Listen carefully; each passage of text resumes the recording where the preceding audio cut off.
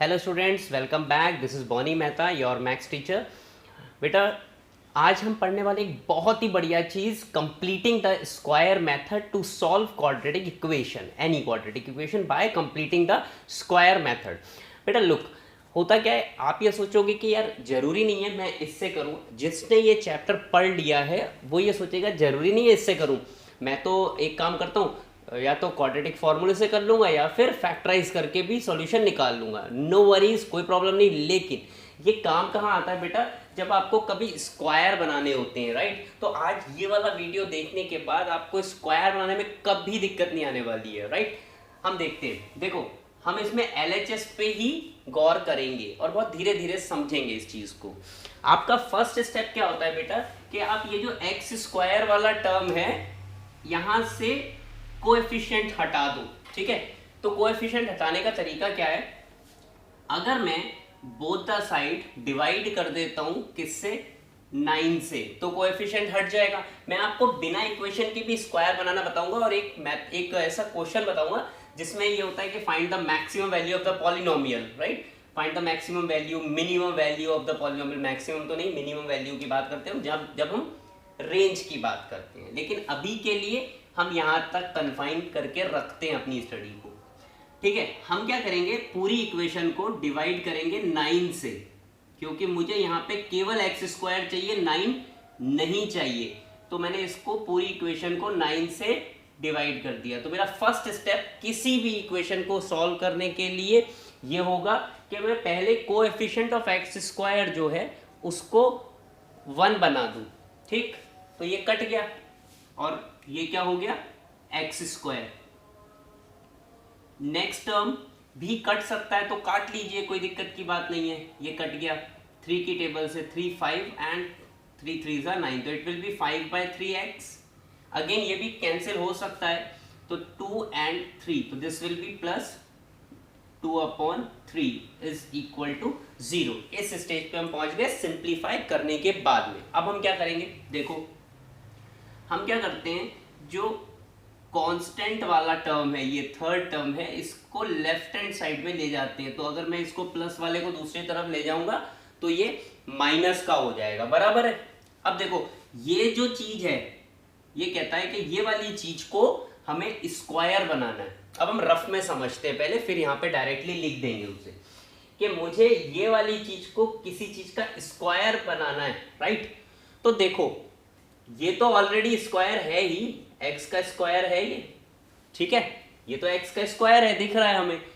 ये स्क्वायर नहीं है, ये बेसिकली जब आप कभी आइडेंटिटी पहले पढ़े हो क्लास 8th में, तब आपने एक चीज पढ़ी होगी कि a minus b whole square या a plus b whole square, तो इस तरह की कुछ वैल्यू बनती थी, ठीक है।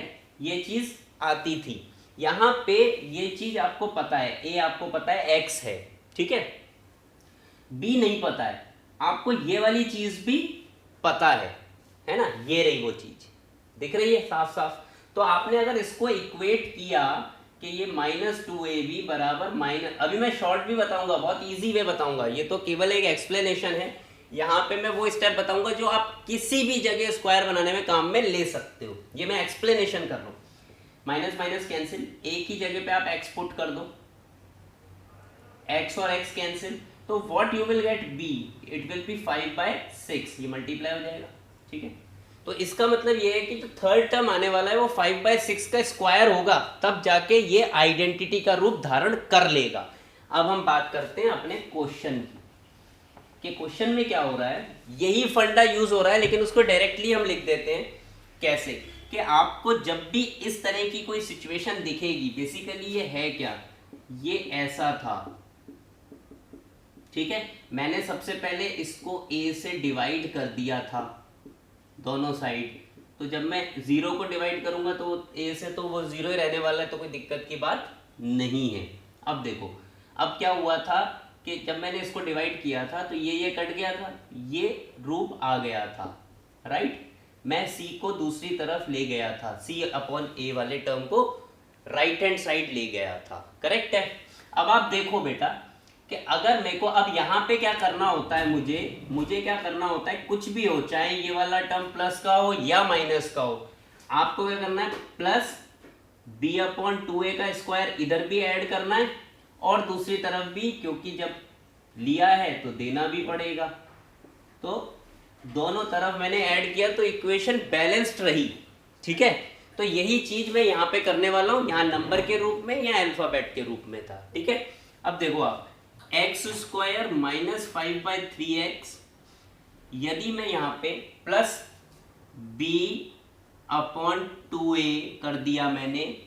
ठीक है, b अपॉन 2a मतलब इसको अपॉन 2 से मल्टीप्लाई कर दिया, और यहाँ पे भी मैंने यही वाली चीज करके इसके स्क्वायर को बेसिकली ऐड किया है दोनों तरफ।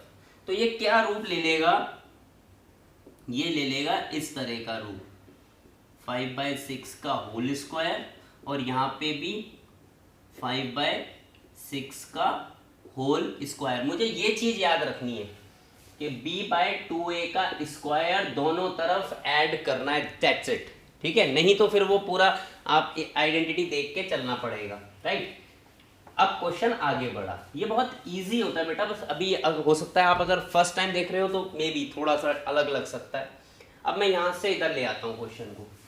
जो लेफ्ट हैंड साइड है वो आपको दिख रहा है कि a square minus 2ab plus b square का टर्म है, तो आप डायरेक्टली इसको ऐसे लिख सकते हो। ठीक है, मोस्ट इंपॉर्टेंट स्टेप कि आपने होल स्क्वायर बनाया, क्योंकि इसी के लिए आपने इतनी कलाकारी करी, ये बना लिया। दूसरी तरफ क्या रह गया बच्चों, ये स्क्वायर ओपन कर लिए मैंने, राइट। अब मैं इसको सिंप्लीफाई करता हूं, एलसीएम 36 आएगा, 3 की टेबल में 36 12 टाइम तो ऊपर 24 हो गया। ठीक है, इट इज छोटी सी बात। एंड दिस, अब जब आप यहां से स्क्वायर हटाओगे तो आप क्या करोगे, दूसरी तरफ स्क्वायर रूट लगाओगे।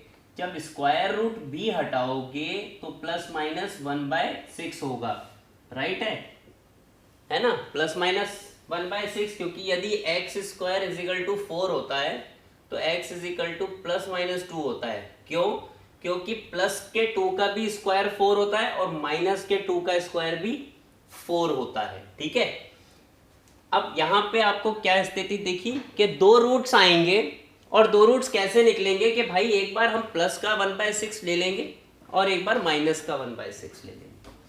तो हमने एक बार तो प्लस का 1/6 ले लिया और एक बार माइनस का 1/6 ले लिया, राइट है। अब देखो x इज इक्वल टू, ये उस तरफ जाएगा तो ऐड हो जाएगा 1 + 5/6 that is 6/6 which is nothing but equal to 1। इसके केस में ये दूसरी तरफ जाके प्लस हो जाएगा and that is equal to 4/6, cut किया 2/3। तो मेरे दो आंसर आ गए, एक 1 और एक 2/3। एक बार फिर समझेंगे हम इस चीज को, राइट। देखो कभी भी स्क्वायर बनाना है आपको, किसी मतलब आपको क्वाड्रेटिक एक्सप्रेशन दिया है या फिर क्वाड्रेटिक इक्वेशन ही दिया है, तो आप करोगे क्या, पहले तो इक्वेशन की बात समझो, ज़्यादा आसान है। एक्सप्रेशन जब हम बात करेंगे तो वो थोड़ा सा अलग हो जाता है, वो क्योंकि ए बाहर रखना पड़ता है, धीरे धीरे समझेंगे। ये हमें दिया गया था, ठीक है, हमने क्या किया, डिवाइड कर दिया बाय ए। ठीक है, डिवाइड बाय ए, फर्स्ट काम जो भी ए ये वाली चीज थी, पूरी इक्वेशन को डिवाइड किया। अगर कैंसिल होता है तो कर लो, यहां हो रहा था हमने कर दिया। ठीक है, ये फिर ये इस स्टेज पे पहुंच के दूसरा कदम क्या उठाना है कि आपको सी वाला जो टर्म है, कांस्टेंट वाला जो अपॉन में टर्म आ गया है, अब उसको राइट हैंड साइड पे लेके जाना है। आप ले गए, बहुत बढ़िया किया, तो साइन अकॉर्डिंगली चेंज हो जाएगा। अगर यहाँ माइनस होता तो उधर जाके प्लस हो जाता है, यहाँ प्लस है इसलिए उधर जाके माइनस हो गया। ठीक है, अब क्या करना है, आपको ये चीज ऑब्जर्व करनी है, ये एक्स के साथ जो जुड़ा हुआ इंसान है उसको ऑब्जर्व करना है, केवल देखना है, और उसके डिनोमिनेटर में 2 मल्टीप्लाई कर दो, 5/6 हो जाएगा। उस 5/6 के स्क्वायर को दोनों तरफ ऐड, और दोनों तरफ ऐड कर दो आप, दोनों तरफ, ताकि बैलेंस बना रहे, राइट। इधर ऐड किया तो इधर भी ऐड किया आपने, राइट। अब यहाँ इस स्टेज पे पहुंच गए आप, ये जो चीज आपको पिक्चर दिख रही है, ये पिक्चर बेसिकली वो है x - 5/6 का होल स्क्वायर, आइडेंटिटी है, सीधी सीधी आइडेंटिटी। ये साइड आपने सिंप्लीफाई कर ली by taking the LCM, square खोला और एलसीएम लेके आपने सिंप्लीफाई कर ली। इस स्टेज पर आप आ गए। अब इस स्टेज पे आने के बाद में यहाँ से स्क्वायर हटाओगे तो दूसरी तरफ स्क्वायर रूट लगाओगे, और ये बहुत क्रूशियल स्टेज है। बच्चे इसमें गलती कर जाते हैं, यहाँ पे केवल 1/6 लिख देते हैं तो एक ही रूट आता है, जबकि हम बार बार ये कह रहे हैं कि क्वाड्रेटिक अगर है तो 2 रूट आएंगे। इक्वल हो सकते हैं या फिर इमेजिनरी हो सकते हैं या फिर रियल और डिस्टिंक्ट हो सकते हैं, मगर 2 रूट आ रहे हैं। ठीक है, तो यहाँ देखो अब क्या हुआ, इसने क्या किया भाई, 1/36 था प्लस माइनस 1/6 हो गया। एक बार प्लस का 1/6 ले लूंगा मैं, एक बार माइनस का 1/6 ले लूंगा, x के साथ जो क्वांटिटी है उसको दूसरी तरफ ले जाऊंगा और अकॉर्डिंगली उसको सॉल्व करूंगा। आप इसका स्क्रीनशॉट ले सकते हो, इट्स वेरी गुड क्वेश्चन।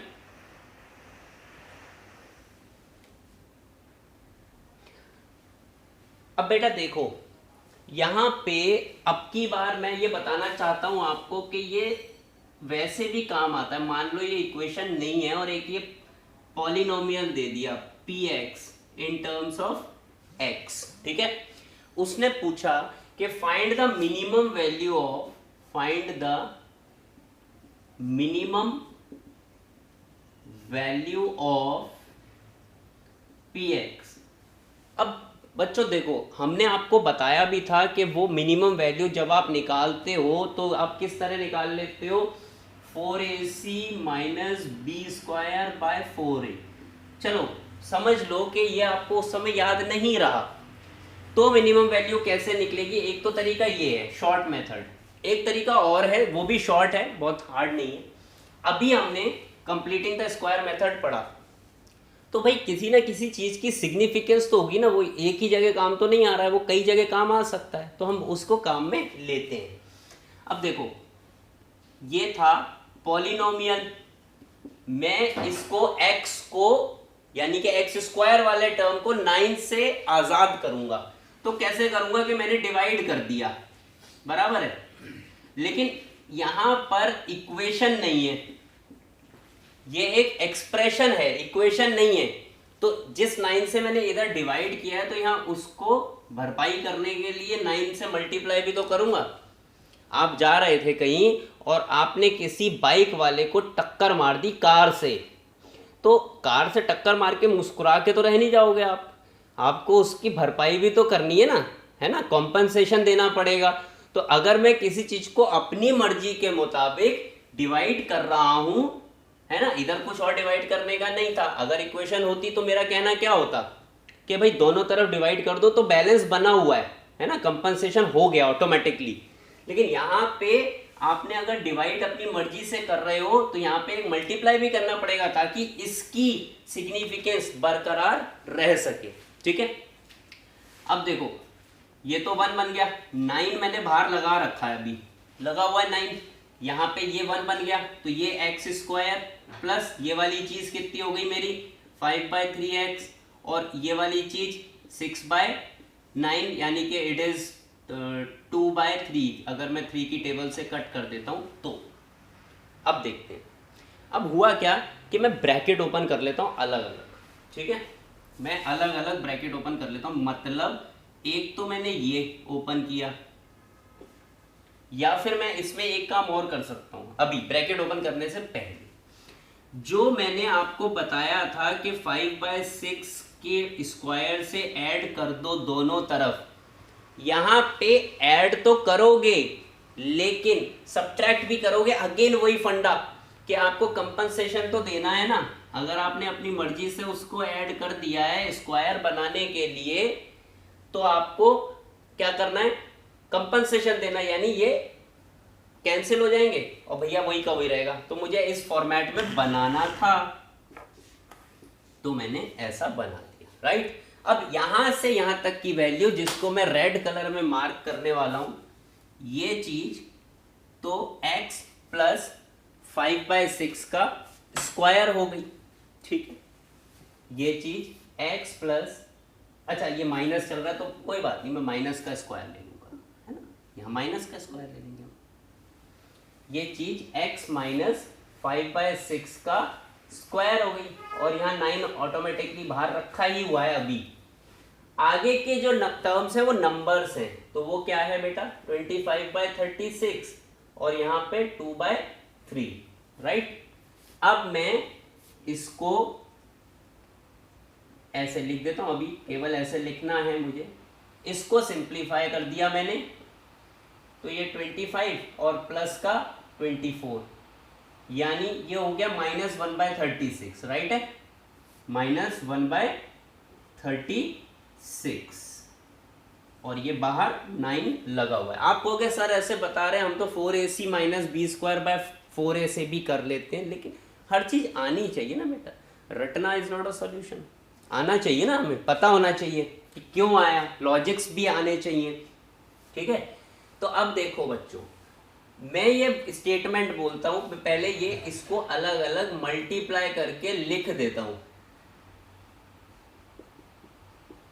तो कुछ इस प्रकार की कहानी बन गई मेरे पास, राइट। अब आपको एक सिंपल सी बात बताते हैं कि इस पूरे पॉलिनोमियल में जो पहला वाला टर्म है ये इसकी मिनिमम वैल्यू क्या हो सकती है, नेगेटिव हो नहीं सकती, क्योंकि अगर x कितना भी नेगेटिव होगा, इसके ऊपर स्क्वायर लग रहा है, इसको पॉजिटिव बना देगा। कोई भी नेगेटिव क्वांटिटी पे अगर मैं स्क्वायर लगा दूंगा तो वो ऑटोमेटिकली पॉजिटिव बन जाएगी। तो किसी भी हाल में, इन किसी भी हाल, this quantity will be either positive or 0, that means it will be greater than equal to 0, right। तो मिनिमम वैल्यू क्या आएगी इसकी, 0। इसकी मिनिमम वैल्यू क्या आ सकती है, 0 ही आ सकती है। अगर x 5/6 आ गया किसी भी पॉइंट पे तो ये 0 हो गया, पूरा कट गया। तो मेरे पूरे एक्सप्रेशन की मिनिमम वैल्यू क्या है, क्योंकि ये तो इंडिपेंडेंट चीज है ना, इस पे तो x का कोई असर ही नहीं है, तो मेरा आंसर क्या आया -1/4, राइट। तो ये काम आ जाता है। अच्छा, आपको अभी ये लगेगा कि यार सर ये तो हम इसीलिए वाइब्रेंट में जब पढ़ रहे हैं हम ये चीज़ समझते हैं कि ठीक है, कंप्लीटिंग द स्क्वायर आ गया समझ में, स्कूल लेवल पे आ गया, बहुत बढ़िया, मजे आ गए, लेकिन these are not only the syllabus part, these are the tools to crack the question in your senior classes. हम वही कहते हैं कि अगर आपको ये चीज़ें आ रही हैं तो आप सीनियर क्लासेस में आपके लिए बहुत विन विन सिचुएशन होती है, राइट। आप इसको नोट डाउन कर सकते हो। अच्छा, इसी को अगर हम 4ac a मतलब 9, c मतलब 6 माइनस b² अपॉन 4a कर लेते हैं तो क्या आता है देखते हैं। ये हो गया 225, ये कितना होगा 6 4 24 and 9 it will be like 9 2 18,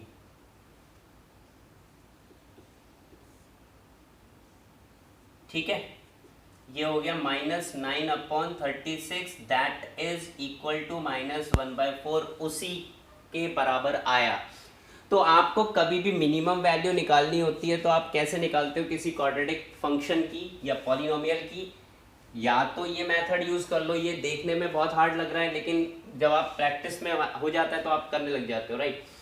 या फिर ये 4ac जो कि मेरे प्रीवियस लेक्चर्स में मैंने समझाया हुआ है, px मिनिमम, ये मैंने सिखाया हुआ है बाय ग्राफ ऑल्सो, उसका जस्टिफिकेशन भी दिया हुआ है आपको, ठीक है। आप इसका स्क्रीनशॉट ले सकते हो, दैट्स गुड क्वेश्चन।